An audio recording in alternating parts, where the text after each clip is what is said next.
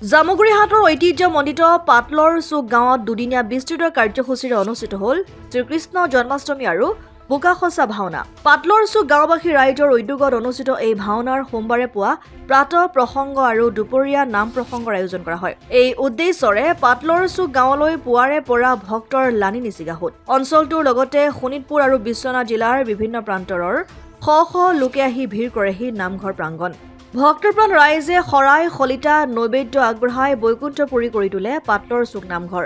ৰাইজৰ বিশ্বাস এই নিৰ্দিষ্ট দিনটোত শৰাই শলিতা আগবঢ়ালে মনোবাঞ্ছা পূৰণ হয়। সন্ধিয়া হাজাৰ হাজাৰ চাকি বন্তিৰ পোহৰেৰে আলোকিত কৰি তোলে সমগ্ৰ নামঘৰৰ চৌহদ। ভক্তপ্ৰাণ ৰাইজৰে মিলি নামঘৰত বন্তি প্ৰজ্বলন কৰে শোণিতপুৰ জিলাৰ আয়ুক্ত দেৱকুমাৰ মিশ্ৰই। বন্তি প্ৰজ্বলন কৰি ৰাইজৰ আশীৰ্বাদ গ্ৰহণ কৰি আয়ুক্তগৰাকীয়ে অসমীয়া সমাজখনৰ প্ৰাণ প্ৰতিষ্ঠাতা মহাপুৰুষজনাৰ সৃষ্টিৰাজি আমি যুগমীয়া কৰি ৰাখিব লাগিব।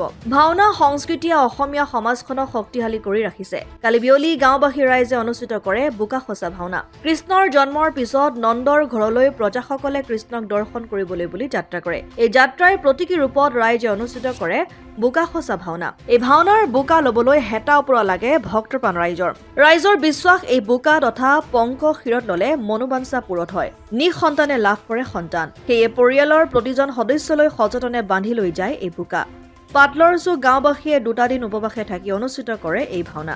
269 সংখ্যক পাটলৰ চুক শ্ৰী শ্ৰী কৃষ্ণৰ জন্মযাত্ৰা আৰু বোকাখচা ভাওনাৰ আজি অন্তিম কাৰ্যসূচী বোকা বৰ্তমান খেচি পেলাই আমি আজি ভাওনা সামৰণি মাৰিছোঁ।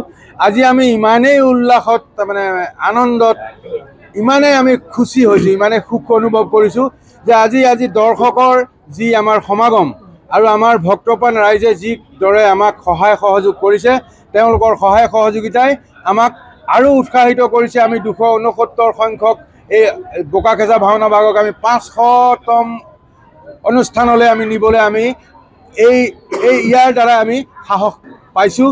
গতিকে আপোনালোকেও আজি সংবাদ মাধ্যমে আমাৰ লগত সহযোগ কৰিছে।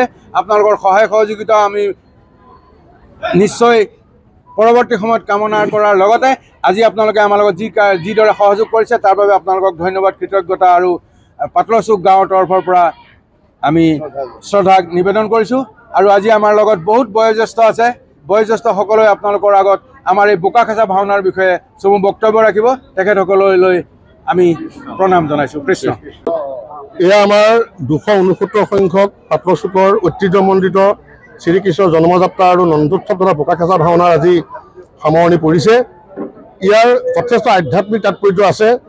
18 শতিকাৰ প্ৰথম দশকতে যি গাঁও গঠন প্ৰক্ৰিয়া আৰম্ভ হৈছিলে, তাৰ পিছৰে পৰাই একাদিক্ৰমে আমাৰ এই গোপাল আতা বিৰচিত শ্ৰীকৃষ্ণৰ জন্মযাত্ৰা নাটভাগ আমি মঞ্চায়ন কৰি আহিছোঁ। 5 দিনা নন্দোৎসৱ হয়। নন্দোৎসৱৰ তাৎপৰ্য সকলোৱে জানে যে বুঢ়ানন্দই ল'ৰা পোৱাৰ কাৰণে গোপ গোপীসকলে হাতত দধি দুগ্ধ ঘিউ মৌ আদি লৈ পেলাই নন্দৰ ঘৰলৈ উল্লাসত গৈছিলে।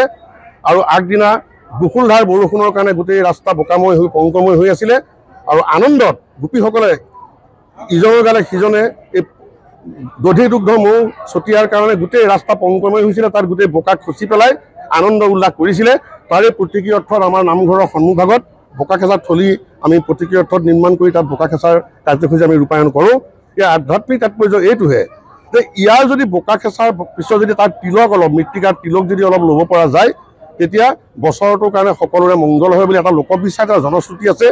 এই জনশ্ৰুতিকে সাৰোগত কৰি প্ৰজন্মৰ পিছত প্ৰজন্মই এবছৰো বিৰতি নোহোৱাকৈ 269তম এই ভাওনা ভাগ উদযাপন কৰি আহিছে। কোনোবাবাৰ যদি এই ভাওনা ভাগ উদযাপনত অকণমান জটি পৰে, তেতিয়া গাঁওখনৰ নানান আলহী আহুকালে হয় বুলি এটা লোকবিশ্বাস আছে। গতিকে সেই লোকবিশ্বাসক সাৰোগত কৰিয়েই আমি নানান উল্লাসেৰে এইবাৰ প্ৰতি বছৰে উল্লাসৰে হয়, এইবাৰ যেন অধিক উল্লাসেৰে আমি ভাওনা ভাগ উদযাপন কৰিছোঁ। আৰু সকলো ভক্তপ্ৰাণ বৈষ্ণৱ আমাৰ নামঘৰত গৃহত আহি উপস্থিত হৈছে। এনেকুৱা লাগিছে যেন গোপীসকল নন্দৰ ঘৰলৈ যেনেকৈ আনন্দ উল্লাসত গৈছিলে, ভক্তপ্ৰাণ ৰাইজ আমাৰ নামঘৰ গৃহত পদাৰ্পণ কৰাটো তেনেকুৱা এটা আনন্দ উল্লাসত অহা যেন লাগিছে। গতিকে আমি সকলো ভক্তপ্ৰাণ ৰাইজক লগতে আপোনাসৱক সাংবাদিক বন্ধুসকলকো আমাৰ ইয়াৰ জৰিয়তে গাঁওবাসীৰ তৰফৰ পৰা আন্তৰিক ধন্যবাদ জ্ঞাপন কৰিছোঁ। আমি যাতে 269 কিয় 500-1000 বছৰলৈকে যাতে প্ৰজন্মৰ পিছত প্ৰজন্ম এই ভাওনা উদযাপন কৰি যাব পাৰিম, তাৰে কামনা কৰি আমি সেৱা ধৰিছোঁ। বহুত দূৰ দূৰণিৰ পৰা অলপ বোকা নিবলৈ আহে। বহুত দূৰ আধ্যাত্মিক তাৎপৰ্য সেইটো। ইয়াৰ অকণ তিলক ল'ব পাৰিলে সকলোৱে মনোবাঞ্ছা পূৰ্ণ হয় বুলি বিশ্বাস কৰাৰ কাৰণে সমগ্ৰ অসমৰ বিভিন্ন প্ৰান্তৰ পৰা বিভিন্ন ব্যক্তিয়ে তিলক ঘৰলৈ লৈ গৈ বিভিন্ন আত্মীয় কুটুম্বক সেই তিলক লগাবলৈ তেওঁলোকে হেতাৰ পৰা লগায়। জামুগুৰি হাটৰ পৰা ৰাতুল হাজৰিকাৰ ৰিপৰ্ট, অসম আদিত্য। NKS হুণ্ডাইলৈ স্বাগতম। নৰ্থ ইষ্টৰ প্ৰথম GDSI 2.0 ফিচাৰ্ছ ডিলাৰ হৈছে NKS হুণ্ডাই। অত্যাধুনিক সা সুবিধাৰে তৈয়াৰী মষ্ট আপডেটেড হুণ্ডাই ডিলাৰ এতিয়া ডিব্ৰুগড়ত। আমাৰ NKS হুণ্ডাই ডিলাৰত open sales consulted room, customer ৰুমৰ লগতে পুৰণি গাড়ীৰ এক্সচেঞ্জ ফেচিলিটিও ৰখা হৈছে। ইয়াত চেলছৰ লগতে ছাৰ্ভিচ ছেক্টৰৰ সুন্দৰ সুবিধা আছে। প্ৰয়োজনীয় সকলো এডভান্স টুলছ, হুইল বেলেন্সিং, এলাইনমেণ্টৰ অত্যাধুনিক machine, post hydraulic lift, fully trained মেন পাৱাৰৰ লগতে nitrogen gas filling facility, fully automatic car ৱাছৰ ফেচিলিটিও আছে। লগতে NKS হুণ্ডাই ডিলাৰে কাষ্টমাৰসকলৰ সুবিধাৰ্থে মোবাইল ছাৰ্ভিচ ভেনৰো ব্যৱস্থা ৰাখিছে, য'ত হাইড্ৰলিক লিফ্ট, ৱাছিং facility, wheel balancing, tyre pressure check কৰাৰ লগতে বহুখিনি সুবিধাই উপলব্ধ আছে। NKS হুণ্ডাইলৈ আহক আৰু সুবিধাসমূহ গ্ৰহণ কৰক।